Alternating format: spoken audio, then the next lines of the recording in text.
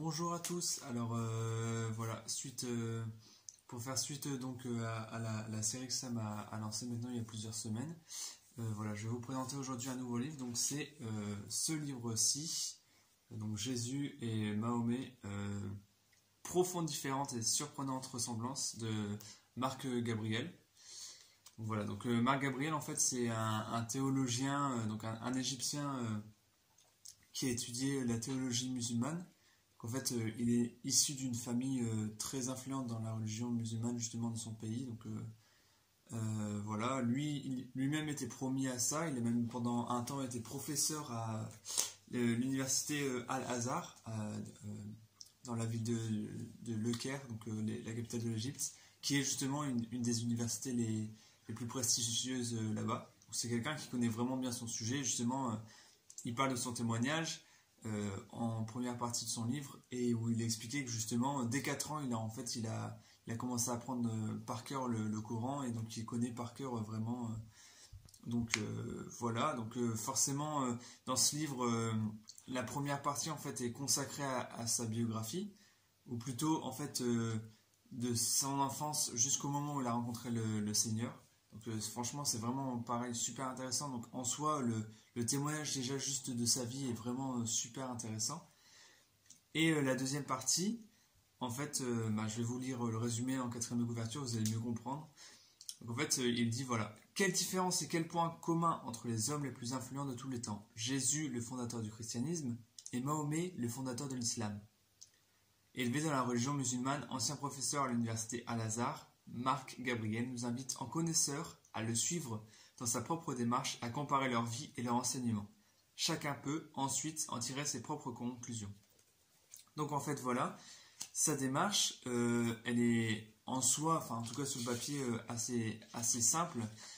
C'est-à-dire que, je sais pas, je pense pas qu'on pourra voir, mais voilà, il y a la table des matières ici en fait où voilà, première partie mon arrière-plan. Donc là il explique sa vie. Deuxième partie la vie de Jésus et de Mahomet. Donc il les compare point par point, donc leur enfance, les révélations, etc., etc. Troisième partie, leur témoignage en parole et en acte, où pareil, il y a une étude comparative. Et quatrième partie, sur sa conclusion personnelle. Donc ce qui est intéressant évidemment avec ce livre en fait, et ce pourquoi moi je le conseille personnellement, c'est qu'en fait justement ça nous permet nous de connaître une autre religion que la nôtre, une religion qu'on ne connaît pas forcément, qui est l'islam. Et donc ça nous permet peut-être même de mieux comprendre nos frères musulmans, etc., leur but dans cette religion, ce qu'ils recherchent, ce qu'ils y trouvent. Et justement, moi ce que je trouvais aussi intéressant, c'est que ça reste quand même quelque chose d'accessible en fait. C'est-à-dire que moi c'est un livre que j'ai acheté il y a maintenant au moins 7 ou 8 ans et où justement dès 10-11 ans c'est quelque chose qui m'intéressait et où c'est des mots assez simples et où c'est des choses, ils se basent vraiment uniquement sur la Bible et sur le Coran et donc c'est vraiment quelque chose d'assez fluide.